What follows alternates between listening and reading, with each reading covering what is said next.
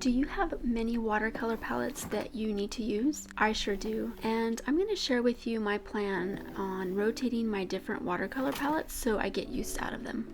I put a poll in my community tab or post tab here on YouTube, and with 4 options. I picked the brands that I need to use that I've sadly neglected. Qor won, and that's what I'm going to be using in my video today. Hi, my name is Vanessa, and I make art videos about a little bit of this and that, mainly things that pertain to sketchbooks. If that sounds interesting to you, consider subscribing. So I had done this sketch and I wanted to try another composition, and I decided to do it in my Moleskine sketchbook, which is my drawing sketchbook. And I got carried away and started actually getting really into coloring in with colored pencils. So the 2 metallic beetles are done with Prismacolors, and I still have this butterfly to do here, and then that beetle on the bottom right hand corner. I think I'm going to do that beetle on that corner there with ink, like this see-through glass wing butterfly. But I was just playing around with like a different composition, but I still decided to stick with this one, this composition. And then this is what it looks like. So that's the outline that I've done. I think I'm ready. I think I'm going to, in the end, just post this right here. I don't know, we'll see. Or maybe right here. I might just trim the bottom of this so that it fits better compositionally in my sketchbook. And these are the materials that I use to outline my composition. These 2 are my Pilot Color Inyo, and the lead is 0.7. These are my go-to pins for outlining compositions. And then I used, not this specific one, because this is a brand new one, but the other one I used is somewhere in one of my art bags, but it's the Caran d'Ache bicolor colored pencil. I think the red end is like a vermilion, and then the other end is kind of like a cerulean blue, but I just used the red end in certain spots for that beetle and that glass wing butterfly. But we are ready to go. Oh wait, one more thing. And then I'm using my new favorite painting bucket. It has 2 compartments, and actually this is a 3rd compartment that I haven't used yet, but you can use that as well. And that's what I'm going to be using. And this is my Etchr painting sketchbook. I have dedicated this sketchbook for painting media. And we're going to go ahead and get started. To begin with my beetles, I am blocking in the darker values, and then I'll go back and start to plug in color.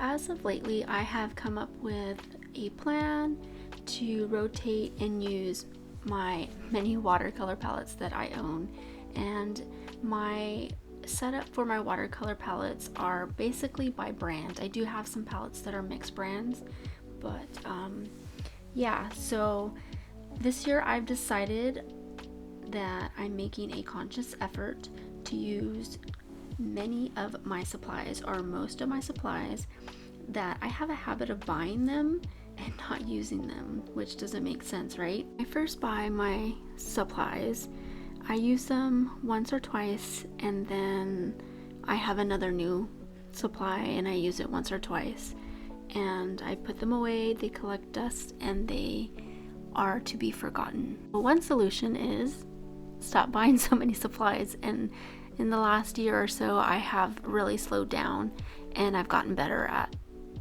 not buying too many supplies. So I'm content with what I have, and I've been kind of going and buying a little here and there, but I've really slowed down, which is great. So back to talking about my plan of rotating my palettes.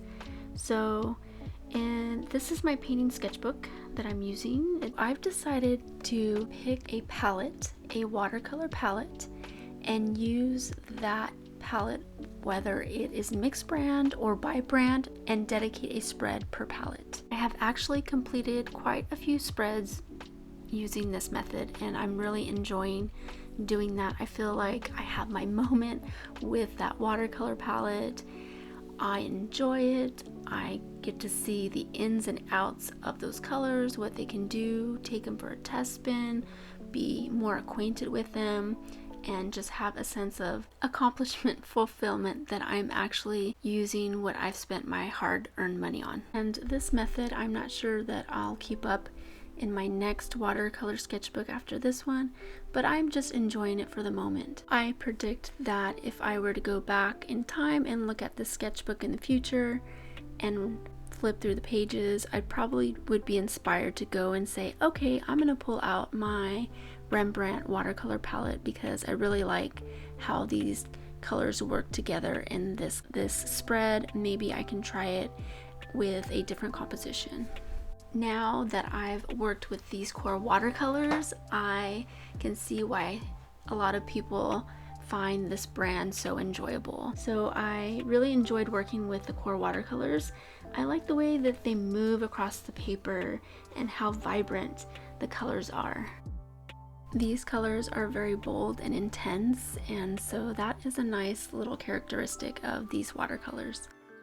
These beetles, I actually pulled up a reference from my Pinterest account, and I had saved them a while back, and I thought these reflective and metallic beetles would be perfect for the Qor watercolors. So I'm glad that I picked them and that I'm finally using them as a reference to paint from. Now, please let me know and share if you have a system of rotating your watercolors or any art supply for that matter.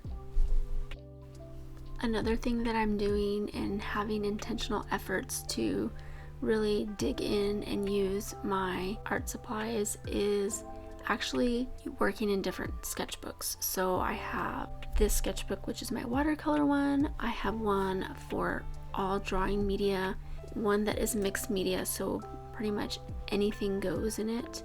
Then I have one for a art challenge that I'm doing this year for gouache.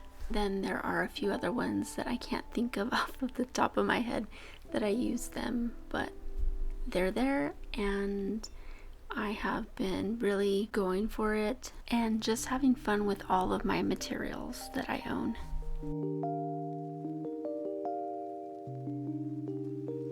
I'm mainly using this palette that I've put together, and this one I've completely composed, although it does have Ali Kavanaugh's portrait colors plus more, and the plus more, I actually have it down here and down here, a mixture of those colors that are in here.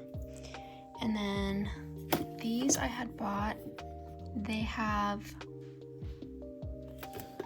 pre-made Qor set, and then this one is a pre-made Qor set with this row right here. I think this was like an intense set, and then I couldn't remember what this one is, but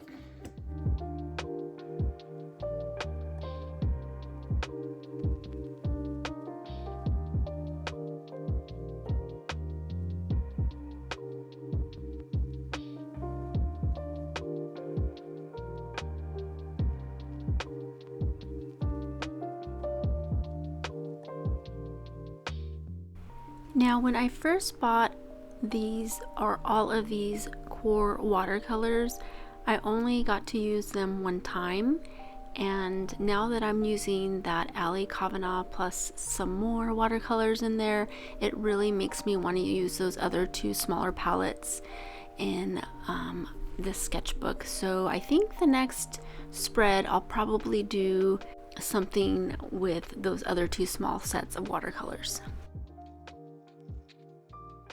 This Etchr sketchbook that I'm working in, I am about 60% done, so a little bit more than halfway done with it, and I'm really enjoying it. This is, I believe, my third time using this type of Etchr sketchbook. I've had two smaller ones, and this is the larger format that I actually own and have tried. Now the sketchbook that I'm actually about to finish is my Moleskine, and that is the one I was showing you at the beginning with me experimenting with a different composition. And so I think I have one more spread, and then I'm gonna go look back to see if there's anything else that I feel like I need to add to it. And so that means that a sketchbook tour is coming up in the near future. I am really having a great time painting these metallic beetles, and the main thing to keep in mind in order to get this effect is contrast. So you want a very dark value plugged in where it needs to be, and then those lighter, more vibrant colors in contrast to make those metallic vibes pop. And another thing that you want to do with your color is to actually work with different intensities of color. And so when I'm talking about intensity, that is referring to how dull a color is versus how bright and vibrant they are. And so when you have both, you have dull colors next to vibrant colors. By contrast, it'll make those vibrant colors more vibrant when they're next to something that's dull and low intensity, so less saturated. So that's just a quick little tip with some color theory.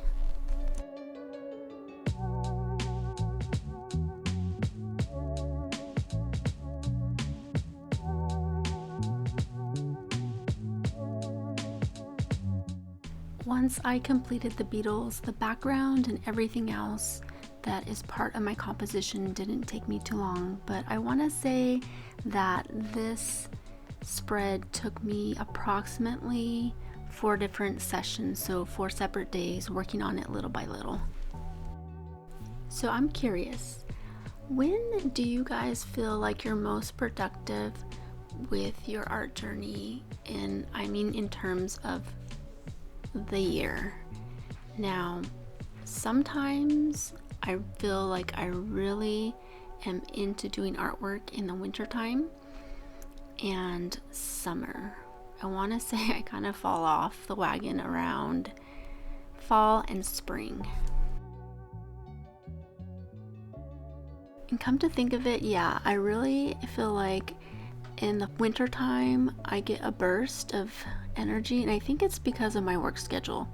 I'm a teacher, so I get winter breaks and I have more time to myself to actually do more artwork. So that's a reason. And then summer I get another burst because I have summer breaks, so I have that luxury of having those vacations. So yeah, that makes total sense why those time periods work for me. And I really am trying to change that and incorporate art throughout the year and maintain a level of productivity, because art is my therapy. That's why I named my channel Art is Therapy, because it really has been my constant companion since I was a little girl.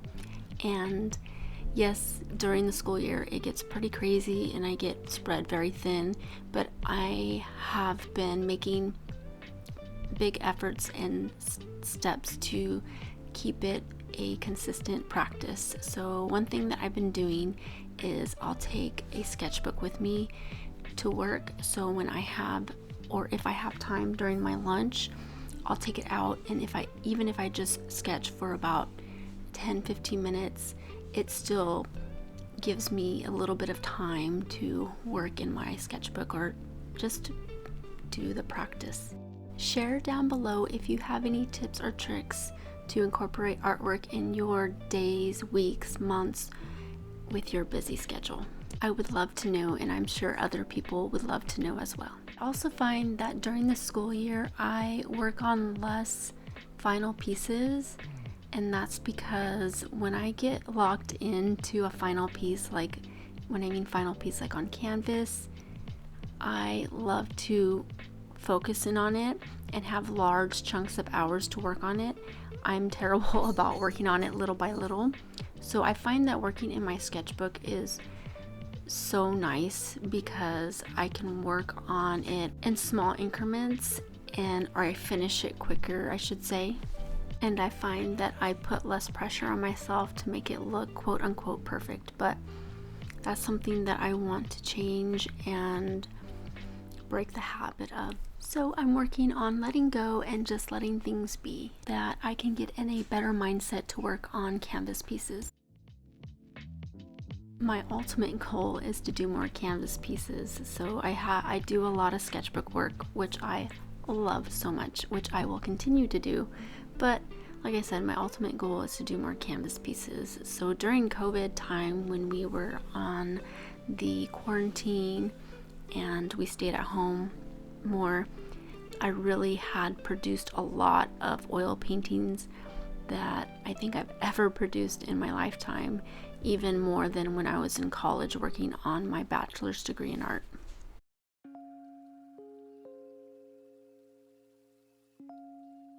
I love painting little details like this. I find it so satisfying to grab a fine liner and just get in there and make those little details and put them down, and they really add something special to the overall appearance of your artwork. It's with these details that adds the finishing touches and pulls everything together. And if you're someone that does makeup, it's kind of like when you have all your makeup on and you put on your lipstick or your lip gloss, it just pulls the look together. So what I'm doing with my composition is I am putting a little bit of more vibrancy on this left side with this butterfly.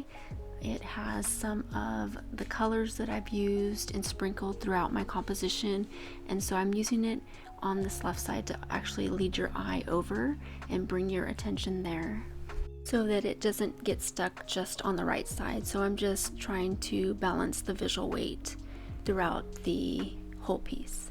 If I had more time, I would make a Patreon and actually teach lessons, but I don't have that time, and during my summer breaks I really am kind of recovering from the chaos of the school year, but I do have a wealth of knowledge to teach because that's what I do for a living. I work with kids every day. I evaluate their work and I help guide them to strengthen their art skills and boost their creativity. In all reality, I don't even know if a Patreon would work because I am a very small channel, and so I think a Patreon would be more for those bigger channels, but who knows in the future if that will come to pass, and if it doesn't, that's okay. I believe that in life, most of the time, not all the time, but most of the time, everything happens for a reason. So if it wasn't meant to be, it wasn't meant to be, and that's totally okay. I'm just kind of enjoying life, appreciating everything that's positive that comes my way, and embracing that. And honestly, I am super thrilled and happy with the amount of subscribers that I have right now. Subscribers sounds to me like such a weird word, and I think of you guys as my art friends. So I have a little over 2,000 art friends, and I am thrilled to bits on how much I've grown with me being inconsistent with uploading. So to be honest, like, this is a huge success for me. So me just talking about a Patreon would be, you know, the icing on the cake. But like I said, right now I know I don't have the time, but maybe later on in the future, if my work schedule changes, if my site at the high school that I teach, I had a different schedule with some of the classes that I teach, that would free up more time. But right now I'm kind of like, they've stacked me up with a heavy load of classes. So but I don't want to go into details about that, but it's just a bit too much for me. But anyhow, I'm just babbling. I just want to say that I appreciate you guys. When I sit here and put the voiceover for my videos, I don't run on a script. Maybe I should. So I just kind of talk about whatever comes to my mind, but I think most of you guys probably appreciate that. Honestly, I do love the interaction with the community that's out there in the art world. It's been so much fun getting to talk to new people in the comments, and when I put up posts, that interaction, I just love it. Well, art friends, here's the final reveal, and I decided to put the post-it note on the bottom right hand corner. I did trim a little bit off, and here it is. I really like the way it came out, and I love these Qor watercolors. Well, that wraps up the video. I am so glad that you've joined me here today, and I hope you enjoyed this. I hope you found it helpful, useful, entertaining, or all of the above. And I will be back in 2 weeks with another video for you.